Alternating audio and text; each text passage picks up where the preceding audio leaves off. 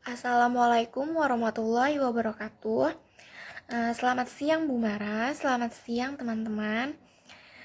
Di sini saya sebagai perwakilan kelompok 2 yang beranggotakan saya sendiri, Kinanti Oktaviani, dan teman saya ada Wahyu Pamuji, Sabrina, dan Zulfa Oktaviani.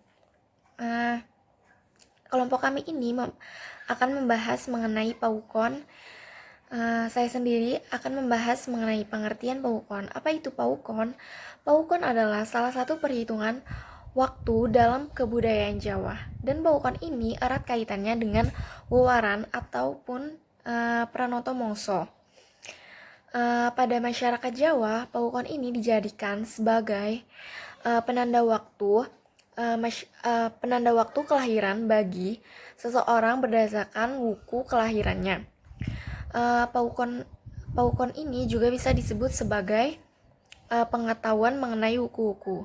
Maksud pengetahuan mengenai wuku tersebut adalah pengetahuan mengenai baik buruknya pengaruh suatu wuku bagi seseorang. Setelah itu, pada paukon ini terdapat 30 wuku. Tiap satu wukunya ini berumur 7 hari. Maka dalam satu rotasi wukunya berjumlah 210 hari. Paukon ini masih digunakan di daerah Jawa dan Bali. Baik, selanjutnya akan dibahas oleh teman saya Zulfa Oktavian.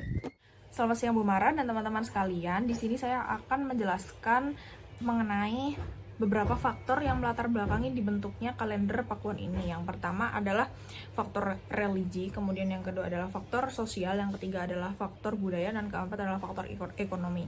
Nah, yang pertama, faktor religi ini dilatar belakangi oleh masyarakat Hindu yang membutuhkan kalender yang mencangkup hari-hari raya atau hari-hari besar yang dilakukan oleh umat beragama Hindu seperti itu. Yang kedua,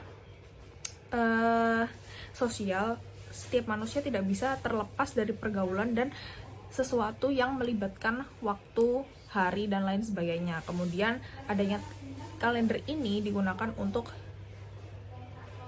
hal bersosial seperti itu. Kemudian yang ketiga adalah faktor budaya, di mana masyarakat Hindu memiliki kepercayaan bahwa wuku-wuku yang terdapat pada kalender Pakuan ini dapat menjelaskan sifat-sifat dan karakter manusia sesuai dengan hari di mana atau wuku di mana saat seseorang dilahirkan seperti itu. Dan terakhir adalah faktor ekonomi, di mana masyarakat Hindu menggunakan kalender Pakuan ini untuk menentukan hari baik untuk perdagangannya atau kegiatan-kegiatan seperti bertani, melakukan pekerjaan lain seperti para nelayan untuk melakukan penangkapan ikan seperti itu.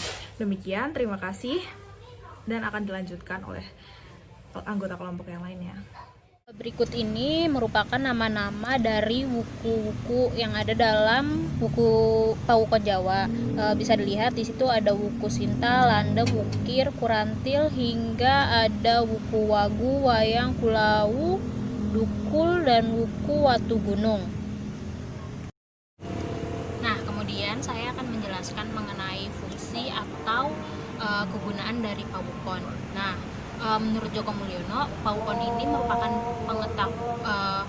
pengetahuan untuk mengetahui sifat baik atau buruk seseorang yang lahir pada wuku tertentu. Kemudian itu juga berfungsi sebagai patokan untuk peruntungan dari orang tersebut. Nah, berikut saya akan memberikan salah satu contoh sebagai berikut ini. Bisa dilihat pada contoh yang ada di video ini, di situ ada nama wuku Landep. Nah, itu orang Jawa percaya bahwa sifat yang dimiliki orang-orang dalam wuku Landep ini umumnya rupawan, kemudian senang tempat sepi, senang pamer, kemudian mempunyai daya ingat yang tajam, dan mampu menangani segala jenis pekerjaan. Selain itu, peruntungan yang dimiliki oleh wuku Landep ini dipercaya itu hari naasnya terdapat pada Rabo Pahing, hari baiknya itu ada di Ahad Wage, serta bencana atau malapetaka yang dapat dialaminya itu tertimpa oleh kayu atau bangunan rumah. Nah, tadi itu merupakan salah satu contoh fungsi dari pawukon. Nah, terdapat pendapat lain juga mengenai manfaat dari pawukon Jawa. Menurut Anissa dalam skripsinya menjelaskan bahwa pawukon itu dijadikan sebagai ilmu titen untuk patokan agar dapat bertingkah laku dalam kehidupan, sehingga kita dapat terhindar dari malapetaka atau hal-hal yang tidak diinginkan.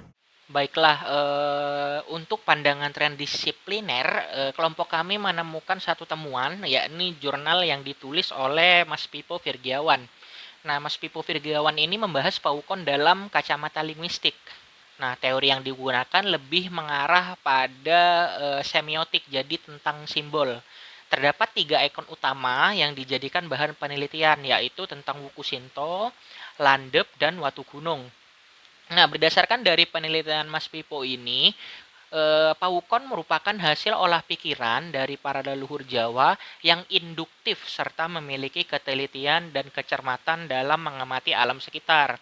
Nah, dalam jurnal tersebut dikatakan bahwa makna wuku yang disajikan dalam bentuk gambar berupa ikon ini memiliki banyak sekali makna dan filosofi.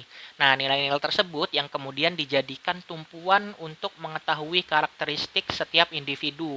Nah, jadi kembali lagi di sini ilmu pawukon ini dilihat dengan kacamata linguistik. Nah, ilmu linguistik yang mungkin dari Mas Pipo ini gunakan lebih cocok menggunakan arah semiotika tentang pemaknaan simbol. Nah, bisa di teman-teman ketahui juga bahwa sebenarnya dalam pawukon itu wuku-wukunya itu digambarkan dalam sebuah ikon-ikon tersendiri, mulai dari bentuk pewayangannya, ada gambar di sana, dan di sana dalam gambar-gambar itu memiliki simbol-simbol dan makna-makna filosofisnya tersendiri. Nah, oleh karena itu eh, menggunakan kacamata semiotik sangat tepat untuk membahas tentang simbol-simbol tersebut. Baiklah, mungkin sekian pembahasan dari kelompok kami. Kurang lebihnya mohon maaf apabila ada salah-salah kata. Wassalamualaikum warahmatullahi wabarakatuh.